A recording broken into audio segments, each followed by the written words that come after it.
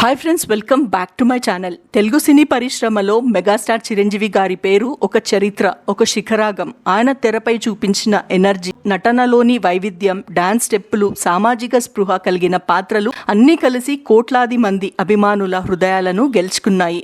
150 పైగా చిత్రాల్లో నటించి అనేక తారలకు స్ఫూర్తి నిలిపిన చిరంజీవి గారు కేవలం సినీ రంగంలోనే కాదు, రాజకీయాల్లో మరి సేవా కార్యక్రమంలో ద్వారా కూడా తన ఖ్యాతిని పెంచుకున్నారు. 1978 సెప్టెంబర్ 22న విడుదలైన ప్రాణం ఖరీదు సినిమాతో తన సినీ ప్రయాణాన్ని ప్రారంభించిన కొనిదెల శివశంకర వరప్రసాద్ చిరంజీవిగా తెలుగు ప్రేక్షకుల హృదయాల్లో చిరస్థాయిగా నిలిచారు. సినీ రంగంలో అడుగుపెట్టి 48 ఇయర్స్ పూర్తయిన ఈ ప్రఖ్యాత సందర్భాన్ని గుర్తు చేసుకుంటూ మెగాస్టార్ గారు తన అభిమానులకు భావోద్వేగ ట్వీట్ చేశారు. ఆయన ఇలా రాశారు: 22 సెప్టెంబర్ 1978న కొనిదెల శివశంకర వరప్రసాద్ గా నేను ప్రాణం ఖరీదు ద్వారా చిరంజీవిగా మీ ముందుకొచ్చాను. అప్పటి నుంచి నేటి వరకు 47 ఇయర్స్ పూర్తి చేసుకున్నాను. ఈ ప్రయాణంలో నాకు లభించిన ప్రతి గౌరవం, ప్రతి అవార్డు నాది కాదు, మీ అందరివి. మీ అన్నయ్యగా, కొడుకుగా, కుటుంబ సభ్యుడిగా ఎప్పుడూ నన్ను ఆదరించినందుకు తెలుగు ప్రేక్షకులకు ఎల్లప్పుడూ కృతజ్ఞుడిగా ఉంటాను. మన బంధం ఎల్లప్పటికీ